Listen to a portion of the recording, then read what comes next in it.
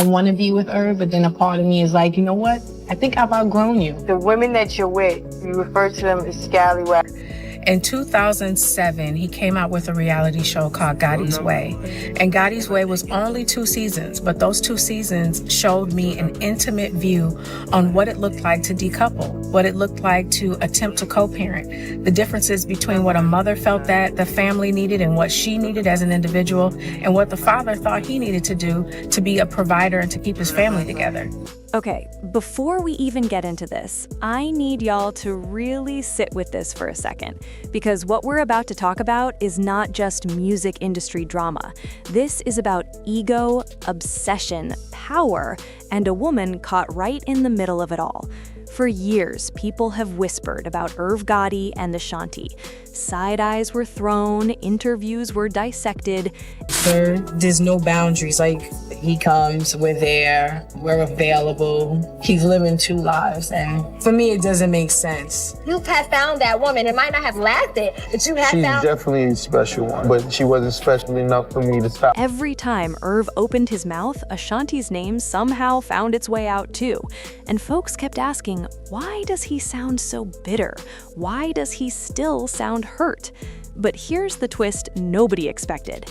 It wasn't Ashanti who finally cleared the air. It wasn't Irv either.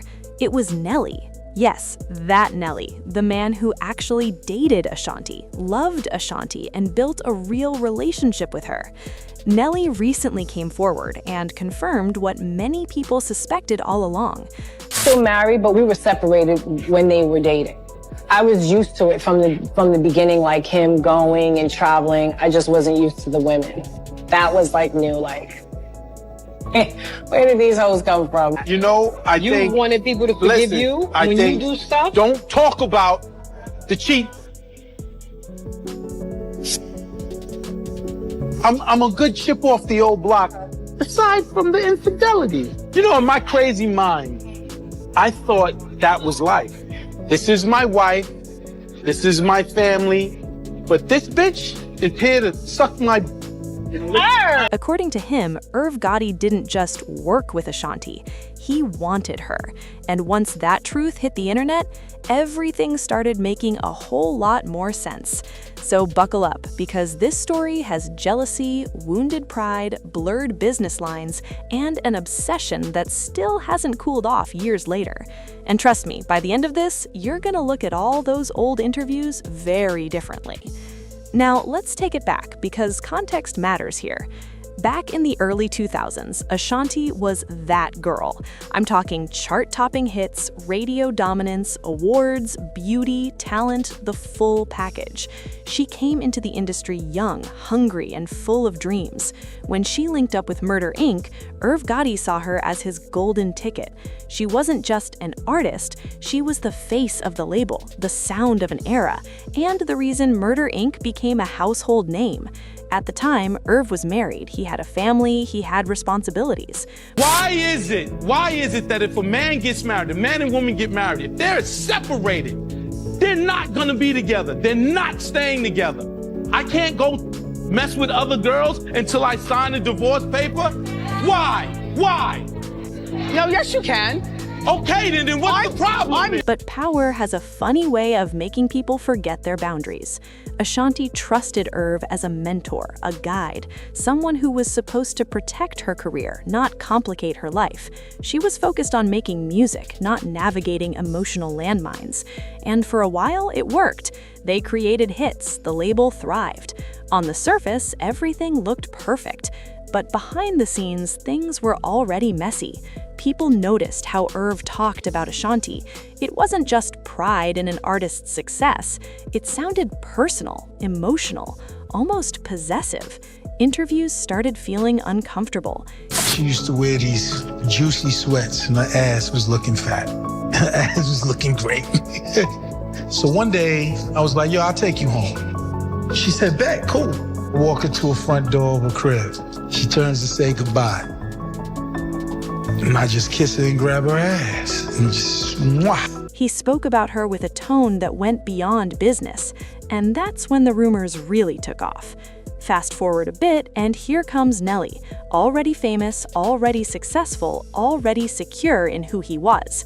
When he and Ashanti connected, it wasn't about contracts or control, it was mutual, it was real. And for the first time, Ashanti wasn't just somebody's artist, she was somebody's woman. What nobody expected was how much that relationship would bother Irv Gotti. And according to Nelly, bother is actually putting it lightly. Nelly recently revealed that Irv took Ashanti being with him very personally. Not just disappointed, not just upset, but wounded, like someone who felt rejected. The fear and like, can I survive on my own? I feel stuck a little bit. And I've been like this for a while. I stayed this long because I was afraid. You know, when we first separated, I really thought, Irv would come back home. I thought we would work things out. And then as time goes on, you see it's not gonna work. Think about that. This wasn't just a boss watching his artist move on. This was a man watching a woman he wanted choose someone else. And that choice bruised his ego in a way he never recovered from. Here's where things start to get uncomfortable. Nelly explained that Irv's behavior changed once he realized Ashanti wasn't emotionally available to him. The interviews became bitter, the tone shifted. Suddenly, Ashanti wasn't praised the same way. There were subtle jabs, side comments, stories that didn't need to be told. And over time, Irv started rewriting history in public, painting himself as the heartbroken one, while framing Ashanti as ungrateful or disloyal. But what nobody expected was how long this obsession would last. Years passed. Made those records. You know what I'm saying? Like, she wrote them, but she wrote them with the help of me telling her what to write. And all of y'all, whoever knows me, I don't lie. I don't lie. I'm not a liar. I'm gonna spritz it up and jazz it up. Is this the camera? Yes. Ashanti, you cannot spritz it up. You cannot jazz it up. The minute you put some spritzy and jazz it up, it's not a cover. So when it's not a cover, now it has to come back to me to clear it. Ashanti moved on. Her career evolved. She grew, matured, healed. Meanwhile, Irv couldn't stop talking about her. Every documentary, every podcast, every sit-down interview somehow circled right back to Ashanti. It got to the point where fans were like, "Sir, are you okay?" And then Nelly stepped in and said what many were afraid to say out loud. He basically confirmed that Irv wanted Ashanti for himself and never got over the fact that she chose someone else. And once that truth was spoken, the puzzle pieces snapped into place. Now, let's be clear, this isn't about two men fighting over a woman like it's some movie plot. This is about power dynamics. Ashanti was young, Irv was older, married, and in control of her career. That alone makes the situation uncomfortable. When lines get blurred like that, it creates an environment where a woman can feel trapped, confused, and pressured without ever saying a word. Ashanti has hinted over the years that she felt controlled, that she didn't fully own her voice or her decisions during that time. She talked about feeling silenced. And when you look back now, knowing what Nelly revealed, it's hard not to feel for her. She was navigating fame, love, and manipulation all at once. But here's the part that really hits hard. When Ashanti left Murder Inc., Irv didn't just lose an artist, he lost control. And instead of handling that privately, he turned his emotions into public commentary. That's where things crossed the line. Nelly said Irv took shots that didn't need to be taken. He brought up private moments. He spoke on feelings that weren't his to expose. And every time he did, it reopened old wounds, not just for Ashanti, but for everyone involved.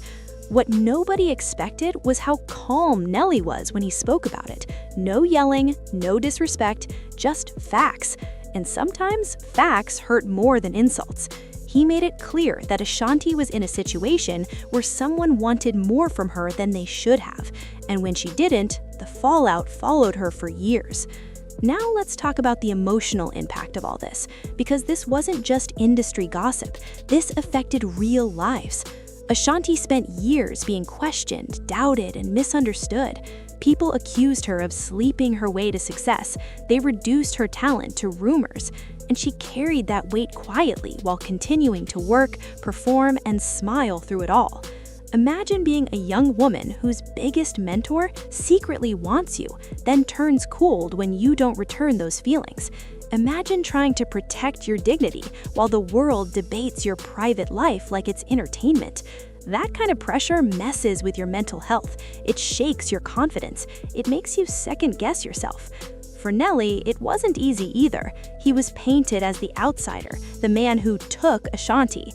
And while he loved her, he also had to watch her deal with public backlash that came from someone who should have been protecting her. That's a heavy position to be in as a partner. And for Irv, whether he admits it or not, this obsession cost him peace. It overshadowed his accomplishments. People stopped talking about his wins and started talking about his bitterness. No matter how many times he tries to justify it, the truth keeps slipping out through his words. What nobody expected was that after all these years, the story would still be unfolding. Ashanti and Nelly found their way back to each other. They healed, they grew, they started a family. Meanwhile, Irv is still being asked about a woman who moved on long ago. That alone says everything. So here we are, a story about talent, love, ego, and the consequences of crossing boundaries. Nelly didn't expose Irv to be messy. He spoke up to set the record straight, to protect Ashanti's name, to finally say, this wasn't what y'all thought it was. And honestly, it's about time, because women in the industry have been carrying other people's emotional baggage for far too long.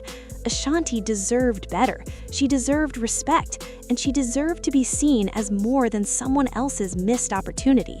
At the end of the day, this story isn't just about Irv wanting Ashanti. It's about what happens when someone can't accept no, can't let go, and can't move forward. It's a reminder that success means nothing if you're still trapped in the past. So now I want to hear from y'all. Do you think Irv ever truly moved on? Or is this a case of unresolved feelings turning into lifelong bitterness? And do you think Ashanti finally getting her happy ending is the closure this story needed? Drop your thoughts in the comments, because this conversation is far from over. And if you made it this far, you already know what to do. Like, subscribe, and stay tuned, because if there's one thing we've learned, it's that the truth always comes out eventually.